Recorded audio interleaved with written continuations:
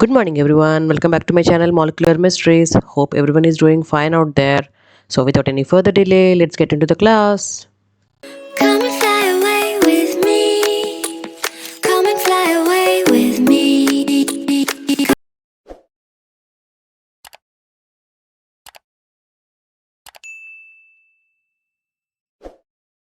Good morning, students. So, in the last class, we have discussed about the regulation of glycolysis mainly by the three important enzymes and also the fate of pyruvate, right? So, and also after that, we have discussed about the TCA cycle and also the electron transport, right? And now in this class, I want to talk about the net gain or complete upon the complete conversion of glucose, how much ATP is produced for one molecule of glucose. Okay, so it's a calculation how much upon the transfer of electrons, how many protons have been transported from the plasm cytoplasm to the matrix, so that there will be a yield of ATP. So you know that in electron transport we got ATP synthase, right? So where the ATP would be producing energy will be produced. So in this class, I want to discuss the net gain produced upon the glucose molecule.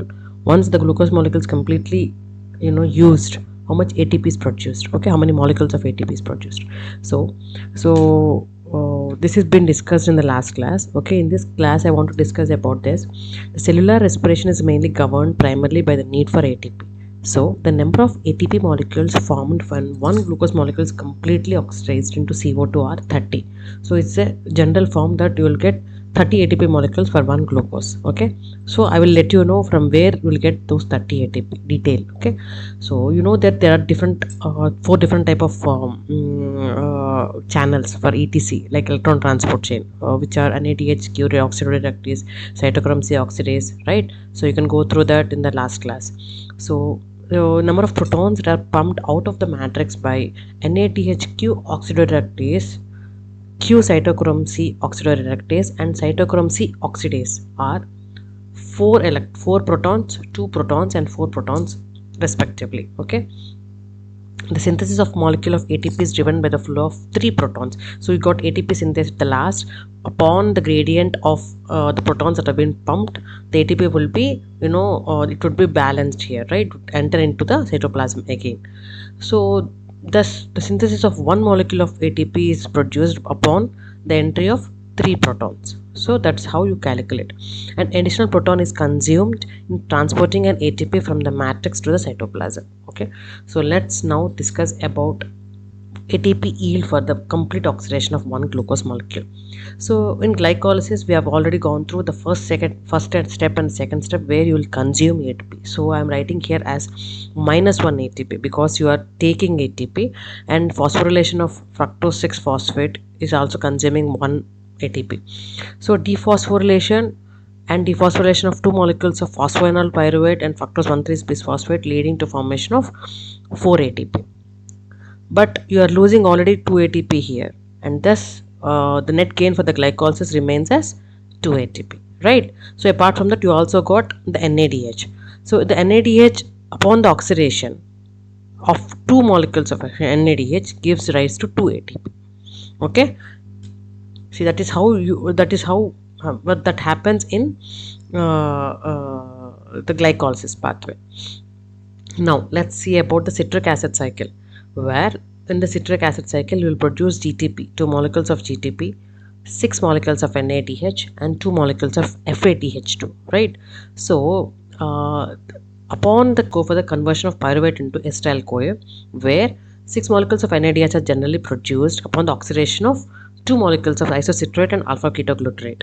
Thus your yield in citric acid is only 2 ATP, because in citric acid cycle you got more of GTP and FADH2 and NADH rather than ATP, right? So the citric acid cycle only got 2 ATP, and these FADH2, NADH and GTP would enter into electron transport for the conversion into ATP. So let's go for that. So what is oxidative phosphorylation? Where upon the transfer in electron transport chain, I told you from glycolysis, 2 molecules are produced of NADH, or 2 molecules of NADH are produced from glycolysis, and each molecule of NADH upon transfer leads to 2 ATP formation, and thus 1.5 ATP formation, and thus for the two molecules of NADH to have 3 ATP formed from NADH of glycolysis. So hope I'm not confusing you. So see, I want to explain you in detail. So in the mitochondria where the electron transport chain would happen, electron transport would happen, all the cycles of glycolysis, Krebs cycle and everything would enter into the electron transport for the conversion. Already in glycolysis I told you there's a net gain of 2 ATP. So this NADH which is produced in glycolysis will also enter into your electron transport. So for the two molecules of NADH, you will be having 3 ATP. Thus mean that there are 1.5 ATP produced for one molecule of NADH. Okay. So, and if you go for the decarboxylation into pyruvate, so the two molecules of NADH formed in oxidative decarboxylation of pyruvate, thus leads to formation of 5 ATP.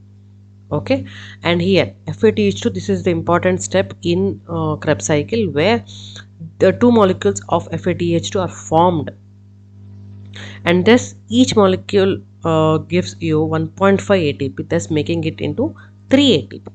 Okay, and citric acid cycle also forms NADH, 6 molecules of NADH, where each NADH upon transfer yields 2.5 ATP. Upon the transfer of 6 NADH in the gradient, through the gradient, there are 2.5 ATPs coming from one molecule. Thus, it is making around 15 ATP coming from the citric acid cycle.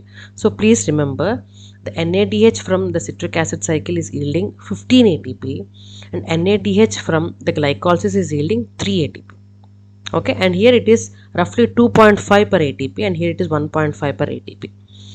Okay, so this is a rough calculation that generally may ask you. Okay, so if you can add it, see, it is 15 plus 5 is 20, 20 plus 3 23, plus 3 is 26, and here I told you it's 28, and here the net gain in glycolysis is 2 plus 30. So the net gain for one molecule of glucose, complete oxidation of glucose, yields ATP per glucose molecule is 30.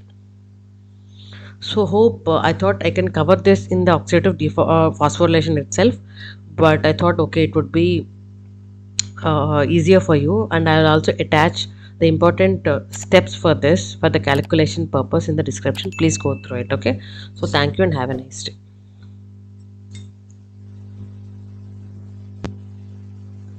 See you in the next class. Until then, stay positive, stay healthy, and be kind to everyone. Thank you. Bye bye.